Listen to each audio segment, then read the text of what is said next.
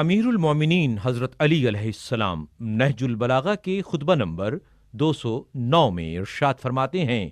کہ اللہ سبحانہ کے زور فرما روائی اور عجیب و غریب صنعت کی لطیف نقش آرائی ایک یہ ہے کہ اس نے ایک انتہا دریا کے پانی سے، جس کی سطحیں تہ بتہ اور موجیں تھپیڑے مار رہی تھیں، ایک خشک و بے حرکت زمین کو پیدا کیا. پھر یہ کہ اس نے پانی کے بخار کی تہوں پر تہیں چڑھا دیں جو آپس میں ملی ہوئی تھیں، اور انہیں الگ کر کے 7 آسمان بنائے جو اس کے حکم سے تھمے ہوئے اور اپنے مرکز پر ٹھہرے ہوئے ہیں، اور زمین کو اس طرح قائم کیا کہ اسے ایک نیل گوں گہرا اور فرمان الہی کے حدود میں گھرا ہوا دریا اٹھائے ہوئے ہے، جو اس کے حکم کے آگے بے بس اور اس کی ہیبت کے سامنے سرنگوں ہے، اور اس کے خوف سے اس کی روانی تھمی ہوئی ہے،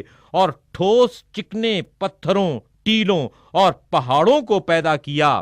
اور ان کو ان کی جگہوں پر نصب اور ان کی قرار گاہوں میں قائم کیا. چنانچہ ان کی چوٹیاں فضا کو چیرتی ہوئی نکل گئی ہیں اور بنیادیں پانی میں گڑی ہوئی ہیں.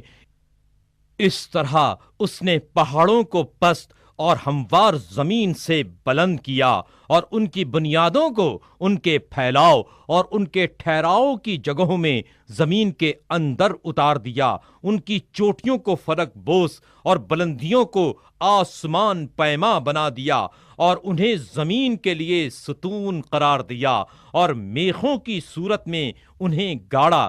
چنانچہ وہ ہچکولے کھانے کے بعد تھم گئی کہ کہیں ایسا نہ ہو کہ وہ اپنے رہنے والوں کو لے کر جھک پڑے، یا اپنے بوجھ کی وجہ سے دھنس جائے، یا اپنی جگہ چھوڑ دے. پاک ہے وہ ذات کہ جس نے پانی کی طغیانیوں کے بعد زمین کو تھام رکھا، اور اس کے اطراف و جوانب کو